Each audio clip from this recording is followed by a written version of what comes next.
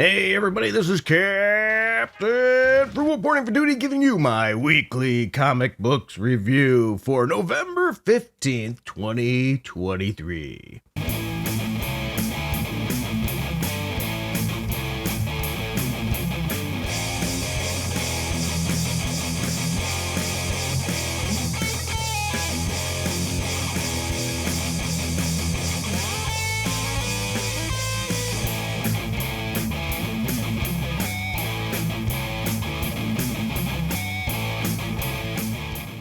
Alright, thanks all you wonderful people for joining the channel that have been popping in lately. The growth has been nice to see it perking up a little bit. So all those of you that are new to the channel, maybe you don't know how I do this, and even if you are, sometimes people go, what on earth are you doing with your grading system? So what I do is I take a batch of comic books that I chose to read for the month in review. Yeah, read and review, because that's what I do. And I give them a score of 0 through 10. Now, some people go, well, 5 would be average. No, actually, I use 7 average. And I'm going, why? Because that's a 70%. And I go by school grades. So there you go. There'll be like 7.5 or something, will be a 75%. Anyway, but you don't just get my views. I'm also going to use the League of Comics Geeks. And I'll give you a little bit of an overview of the comic book, but not too much. The details about who wrote it as I butchered their names. Because that's just what I do, even though it's not on purpose. And anyway, I can't read them all, but I do what I can. And if there's ones you think I should have read, go ahead and let me know. So are we ready to get started? Let's do this for this week. You know, some of these weeks have been pretty crappy, but this week has been pretty solid. Not too terrible. So what comic am I going to start with? Well, you ready? We're going to start with Batman and Robin number 3. Just so you know, I use League of Comics Geeks 2 to give their scores against mine. So Batman and Robin issue number 3, 138 out of 157 liked it on League of Comics Geeks with a 3.6 average rating, where I gave it a 7, so we're not actually very far apart here. Father and son prison break. White Rabbit is a key witness in uncovering Gotham's newest criminal mastermind, and Batman and Robin realize the only way to keep her safe is to break her out of Arkham Tower. But Damian still has his homework that he has to deal with, because Batman's trying to get him to school, but he just doesn't want to because he doesn't think school is cool. The writer is Joshua Williamson, artist and colorist is Simone Day Mayo, whatever, I butchered that name. Anyway, I thought the art was okay in this issue, but could be a little hard to follow in some of the panels. Decent story with decent pacing. It's an interesting new Shush character. Yeah, it's a takeoff of Hush, but yet a female. And you know what? Not so bad. Yeah, I'm going to take my pen and put a mark here so I don't go back and accidentally redo this comic book again. Yeah, you're going to hear my notes too. So I have a little fun doing that. Now let's talk about another one. This is a character I've liked for a long time. I grew up with this character, liking this character, and that is Dawn of DC Green Lantern number 5. Yeah, number 5. 156 out of 161 liked it on League of Comics Geeks with a 4.2 average, which I a little higher score than I gave it, but I enjoyed this issue too because I gave it a 7.2. And the writers are Jeremy Adams, and the artist is I'm sorry, dude, I just butchered your name. Yeah, epic fail on my part. Okay, well anyway, Thal Sinestro's Red Lantern Rage. Sinestro has seized control over Ferris Air. Yep, as the rage builds to cataclysmic levels with Hal Jordan's most vicious adversary, the power of the Red Lantern Ring has turned Sinestro's wrath into a planet-wide fury. It's pretty cool. But wait, did I say furry? Fury. I do really like the ending of this and what he does. Because remember, Sinestro has going with the fear element. This one all says rage. It's giving a little bit of the tip at the cover of what to expect at the ending. Good art in this issue. A fun story. Classic villain with Sinestro. But yet we get a nice twist at the end. Because even though Hal Jordan did everything he did to protect everybody and do everything right, did he actually mess up and do something that was unintended? Was it what Sinestro planned all along? I will say I don't really care for the secondary story here. I wish they would remove that and spend more time to the primary story. It's a good primary story. Why waste throwing in these secondary stories? I'm not a big fan when comic books do that. But once again, not everybody. The next one I want to talk about is continuing in the world of DC. We're going to look at World's Finest Teen Titans. Yes, 119 out of 131 liked it on League of Comics Geeks with a 3.9 average rating, and I gave it a 7. So I didn't give it as high, but I gave it a solid score. Writers Mark Waid, artist Emanuela Lupacchino, once again, not butchering anything on purpose. Robin's reeling after a battle against Haywire's anti-Titans doesn't go as planned. Yeah, they get their butts kicked. And a confrontation with the biggest stand. Kid Flash reveals how Batman's protege really feels about his role as a leader. Robin sees he must make a big move to earn back his teammates' trust. And shares a super secret. And Batman will probably be pissed. Yes, I thought this book had decent art, an okay story, but it is fun. I'll give it that. And Dick in this issue caves to peer pressure. Yep, the Dick folds to peer pressure. The Dick folds. I can't help myself. I can't help it. He just does. What will Batman do about it? Only time will tell. All right, let's shift gears. Let's move on. Hey guys, today's video is sponsored by My Wallet. Yeah, I'm not trying to push any kind of wallet or pimp any wallet out. What I mean is it's sponsored by my personal wallet and the cash that comes out of it to pay for these things. If you want to help with this, you can hit like, subscribe, that notification bell. Those are great ways to get started. But if you find yourself in a position where you can help the channel more, we have a Patreon and a subscribe star down below that you can click on those links. And for as little as $1 a month, you'll have special videos and things to just you, music that you can get. Or maybe if you wanted to, a one-time donation just to help out, we have a Streamlabs link down below. Or we also have, if you go to the Patreon shop, you could buy a song for like $3. I wish I could put them a little lower, but that's the minimum they allow for that. So there's lots of options. Sometimes you might even see an Amazon link. If you want to buy anything through Amazon, click on my link first, then go through there. That'll give me a couple pennies possibly that way too as well. So there's lots of ways you can help out the channel, because without you, it would not be possible. So thank you everybody. And let's get back to the video. Boy, I haven't seen that newest Marvel's movie, but just from the previews, it didn't look good to me. And I think that's the problem there. I said it, by the way, and people were all mad at me, but I said the only reason Captain Marvel, I think, did so well is Marvel was on a high. They were cranking out good movies, but it was sandwiched in between the Avengers and marketed as you needed to see this as a continuity within the movie. And this one didn't have that, so it didn't have that amazing setup. Anybody says setup doesn't matter is full of crap. Television has used that for years with the show before the show, making a big difference in the success or failure of a show. And we had that with this movie too. Anyway, jumping back, the real reason I said that Marvel's because you see on here the cover, they have to advertise it now playing in theaters. And by the way, we can't blame theaters and all this other stuff because we have other movies like the Barbie movie did great. Right? Yeah, we had Five Nights at Freddy's that did fantastic. Right? So, what do we really have to blame here? Well, anyway, Blade number 5, 56 out of 61. Liked it with a 4 average rating. Yeah, a 4. I gave it a 7 out of 10, so they give it a little higher score. They seem to be a little bit more gentle, all these people on here, than I am.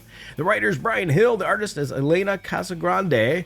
Yeah, and Blade has been warned over and over of the Adana's indescribable, overwhelming power, but now armed with a secret weapon, it's time for Blade to send her back to the hell that she crawled out of, or get his butt whooped.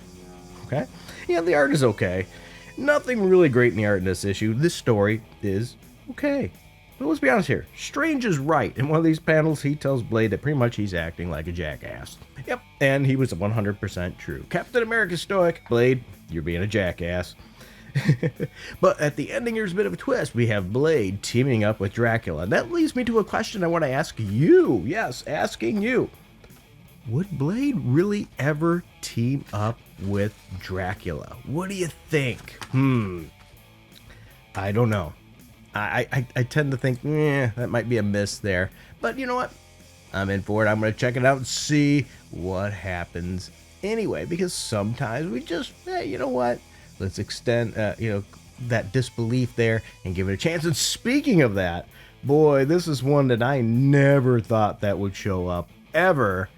And I've done this videos on this actual story because it's so out there, but they're retrenching it, going back and revisiting this and putting a new spin on it. And that's Capwolf and the Howling Commandos, issue number 2. 25 out of 27 liked it. Show me that, I'm telling you, not enough people are reading this book. With a 3.8 average rating, I gave it a 7.8, so actually we're really close there on the score. Almost dead on, if you will. And I think people need to consider giving this book a chance. Yes, it is out there and crazy, and that's the whole point. We have Stephanie Phillips writing it and artist Carlos Magno. And the cover on this is just, I love this cover. Great cover here. As the Howling Commandos struggle to decide the newly werewolf Captain America's fate, a miracle happens and a new ally arrives. Meanwhile, their Nazi foes make a call that could change the tide of battle, yeah. And the fate of the world. As I said, I love this cover. This book has good art in it too.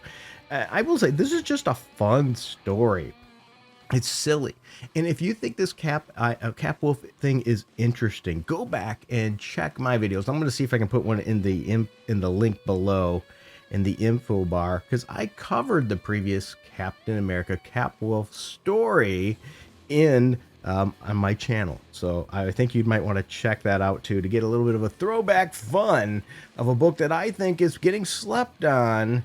Yes, don't sleep on this book anymore. It's definitely worth a check, but just be careful, don't get bitten. All right, the next one I beat up a little bit. I had a soapbox stand on it last week, or last time it was out, not last week. And I stand by that. The writer really missed some of what Captain America would say. Some hit, some major miss. There were some people miffed over my views, and that's just so sad. Boo-hoo. But let's be honest here. There was things that Cap just would not say there. There was a mixture of some good, mixture of bad. Thing is here, we did not get a Cap speech, so that's probably a good thing, because it's Avengers, the Uncanny Avengers, that is. Uncanny Avengers number 4. 78 out of 82 liked it, with a 3.9 average rating. Yeah, that's really good. I gave it a solid 7. Yeah. The creators are Jerry Duggan as the writer, artist Xavier Guerin. And here we are. Orchis comes to the conclusion that they cannot control Captain Croca. Is it just me, or does Captain Croca seem really lame? I'm sorry, I don't dig that outfit at all. It just doesn't seem menacing.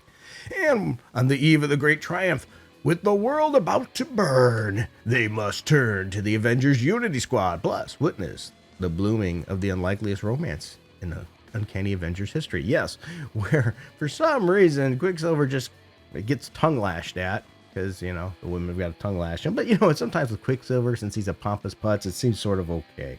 It's decent art in this book. It does have good action and pacing in this issue. Sadly, though, well, actually, before I get to that point, I want to notice, you're going to notice the metal arm on Captain America. I just want to share it because I've seen articles saying, oh, Captain America's getting a bionic arm. No, he's not. It's a metal covering to help him while he's healing. He did not lose his arm, just for the record there. Well, anyway, here we go. The sad part I find about this is they're digging up Evil Steve. Yeah, Evil Steve. Oh, boy. If you were, you know, you read that Secret Empire, that was, in my opinion, a mistake. And they're digging that character up. I wish they would have put somebody else evil in there, but they didn't. That's it. But I will say, if you are a Deadpool fan, boy, does Deadpool have some panels that he steals the thunder in this issue. Yes, Deadpool pulls out some interesting things in this. Really, really has some good lines in this issue. All right, I'm almost there. Only 2 more issues to go. The next one I want to talk about is Daredevil number 3. 114 out of 120 liked it, with a 4 average rating on League of Comics Geeks. I gave it a 7.2, so not quite as high, but still serviceable. The writer is Saladin, which I just butchered his name. Artist Farid Karam. I'm not even sorry, dude. That's a fail. Yep, there we go. That's what I deserve. That can't pronounce a name. Daredevil pounds pavement and breaks bones on a crusade against the upstart gang terrorizing Hell's Kitchen.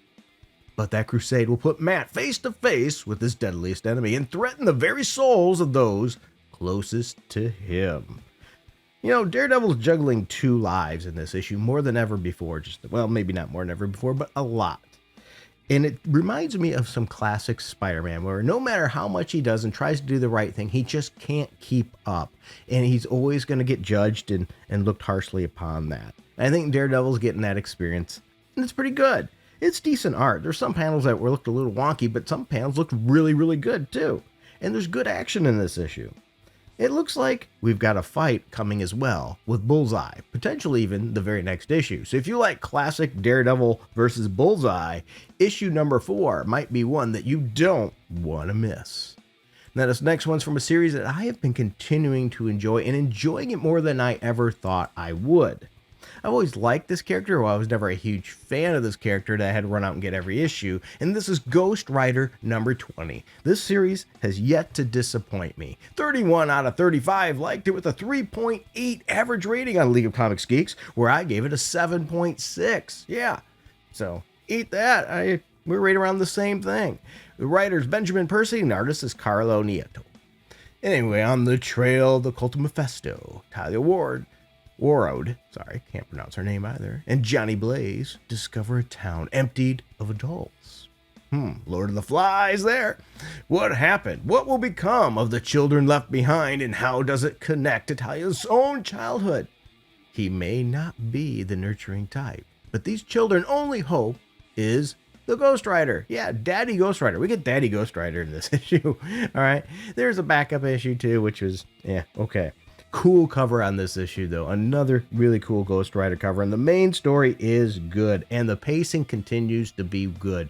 You know, sometimes you read a lot of times you read these books in the last few years and they're just padding this thing for the trade and dragging it out way too long. This series really hasn't had that, in my opinion. It's been pretty darn good. And yep, we get to see Ghost Rider as a daddy in this issue. I didn't just slip up with something crazy there. It actually happens. Okay, and it's pretty weird. It's pretty crazy. The second story was okay. Yeah, but once again, I'm going to say the same thing. I'm a broken record in this regard. I'm more of a fan of just put the main story here. Quit trying to cram in side stories. The only reason I maybe see cramming in a side story is to introduce new characters, but you could do that in a main story with well-written stories and pacing anyway. Well, anyway, that's my views for these books for the month. I hope you enjoyed it. Let me know your thoughts too down below. I would love to hear them. Okay? And remember, this is comic books. Let's try to get back to the days where we could discuss comic books, have disagreements on comic books, and remember, at the end of the day, it's comic books. We don't have to hate each other over it. All right? So bless you all, and I hope you have a wonderful day. Until next time, keep it frugal.